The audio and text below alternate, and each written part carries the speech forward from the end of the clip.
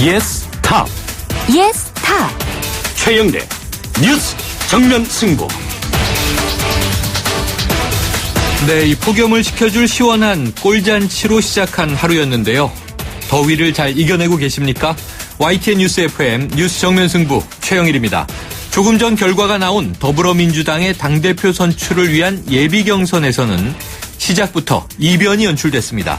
일찌감치 당권 도전 준비를 해온 송영길 의원이 탈락했고요. 추미애, 이종걸, 김상곤 후보 3파전으로 결선 레이스에 돌입하게 됐습니다.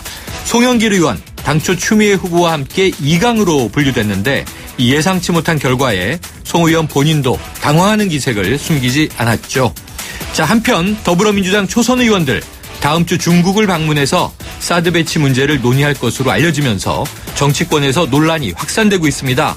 새누리당에서는 중국이 사드 배치를 반대하는 당사자라는 점에서 이번 방중에 특히 불편한 기색을 내비치고 있는데요.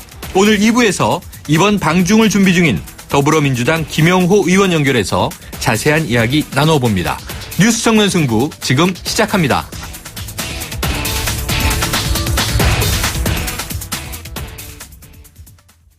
네, 오늘 하루 있었던 뉴스 정리해봅니다. 오늘의 시사뉴스 브리핑. 자, 새누리당 전당대회가 닷새 앞으로 다가왔죠. 더불어민주당 컷오프 상황은 조금 전 오프닝에서 전해드렸는데요. 자, 비박계 후보인 정병국 주호영 의원 오늘 후보 단일화를 했습니다. 판세에 변수가 생겼는데요. YTN 정치안보 전문기자인 김주한 박사와 새누리당 전당대회 이야기 나눠봅니다. 안녕하세요. 안녕하세요. 자, 이 새누리당 전당대회요. 비박계 후보들의 단일화 이거 합의됐죠? 네, 당초 한 6시쯤 지금쯤 나올 주였는데 예상보다 좀 일찍 나왔죠. 네. 오늘 천안에 있는 유관순 체육관에서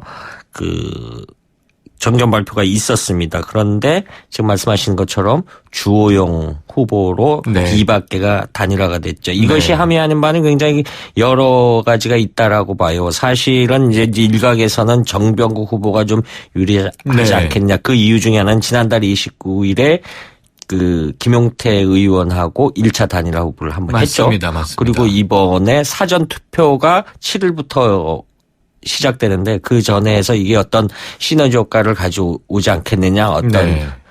이른바 스노우볼링 이펙트라 해서 눈덩이 굴러가는 것처럼 효과를 가져오겠느냐 했는데 주호영 의원이 대해서 아무래도 여러 가지 이게 새누리당의 본류가 TK 지역이고 또 최근에 어떤 선거 이후에 더 친박에 대한 여러 가지 비난 여론이 투표에 반영되지 않았나 이렇게 분석해 볼 수 있을 것 같아요. 그렇군요. 참 이게 오늘 오후에 어쨌든 더불어민주당 상황에서는 컷오프 주자가 나왔는데 의외로 송영길 의원이었고 그렇죠. 예. 그리고 지금 새누리당의 비박계는 드디어 단일 후보가 이제 오늘 탄생이 된 건데요. 네. 주호영 의원으로 단일화가 이루어졌습니다.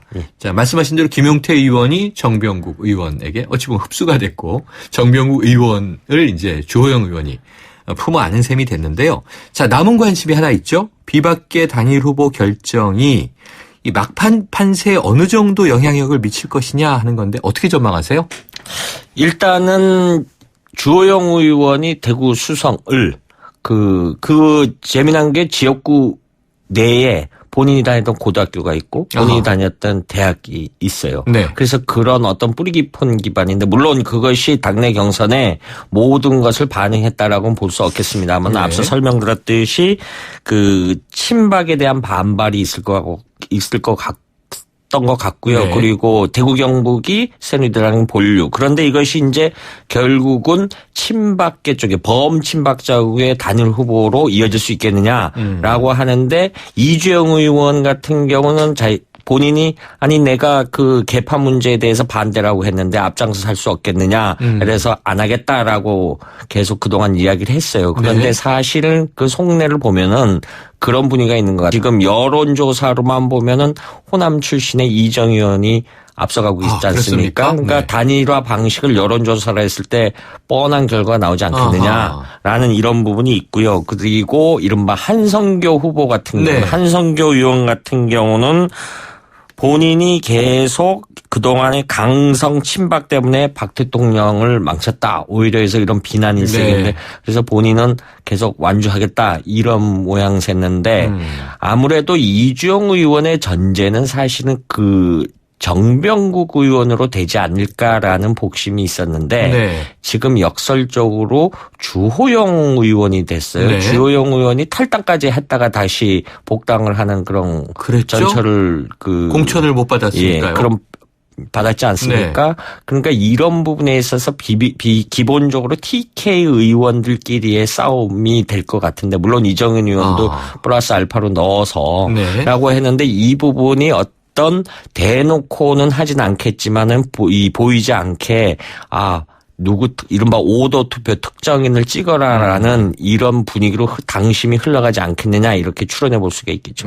그렇군요. 지금 이제 이 친박계 움직임까지 분석을 쭉 해주셨는데 저희가 사실 지금 이제 당권 도전자들을 다 각각 인터뷰를 했습니다. 말씀하신 그대로 친박계 후보들은 하나같이 단일화 없다, 완주하겠다 이렇게 이제 저희 프로그램 인터뷰에서 다 이야기를 했단 말이죠.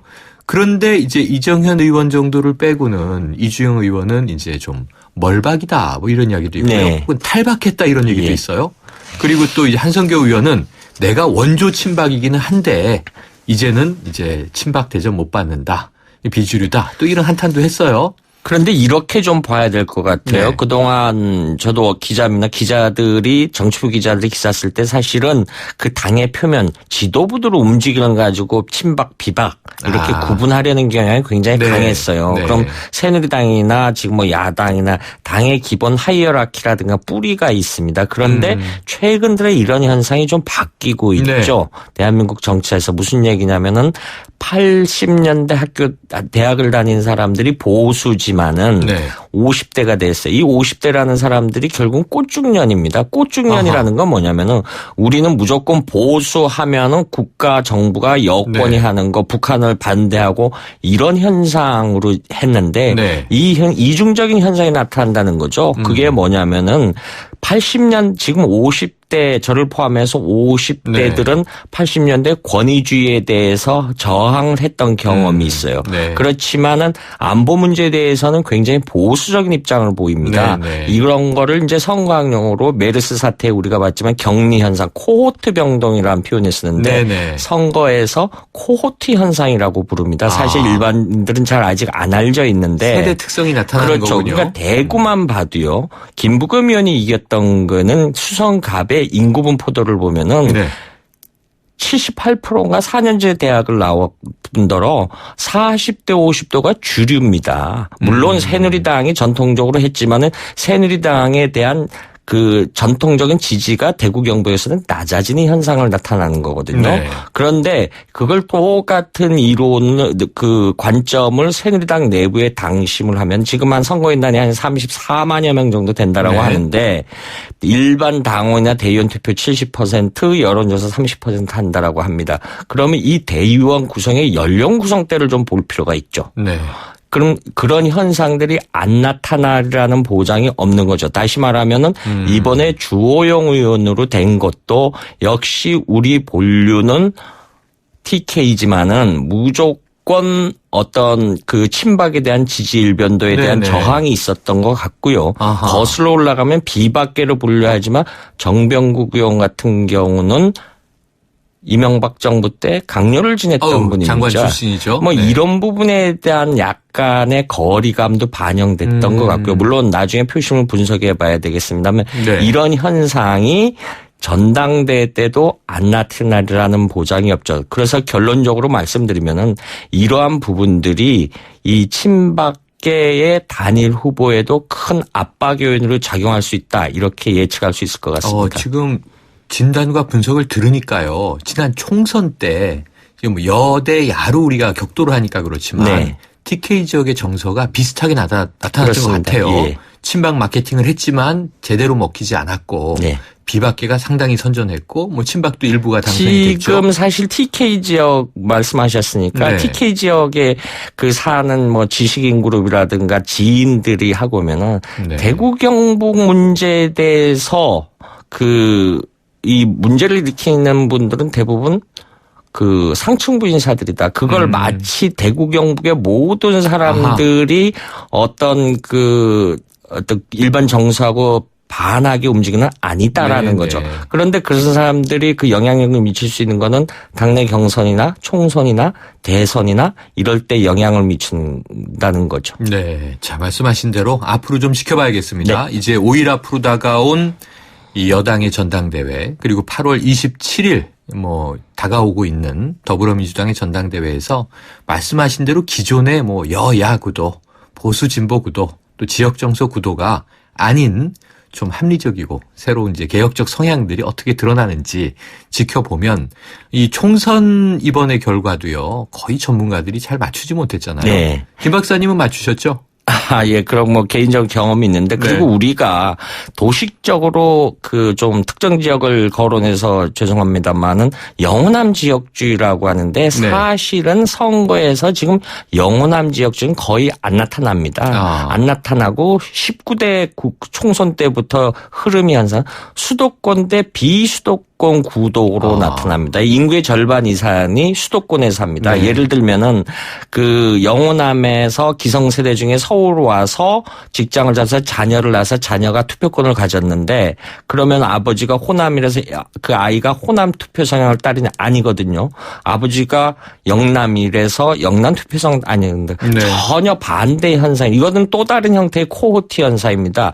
내 부모가 영호남 출신에서 나하고 무슨 상관이 있냐. 그래서 사실은 수도권 대 비수도권 지역주의가 그 우리 투표 현상에서 나타나는 게 사실은 굉장히 큰 문제점으로 다가오고 있죠. 맞습니다. 자, 오늘 더불어민주당 예비경선에서는요. 송영길 의원이 컷오프에서 탈락했고요.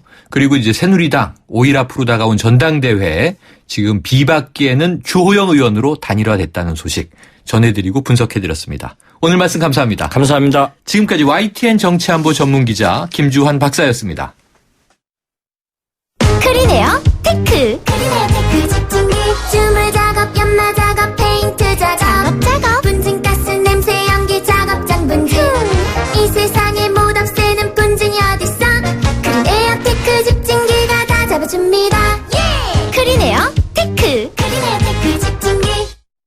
네, 1부는 여기까지고요. 2부로 돌아오겠습니다.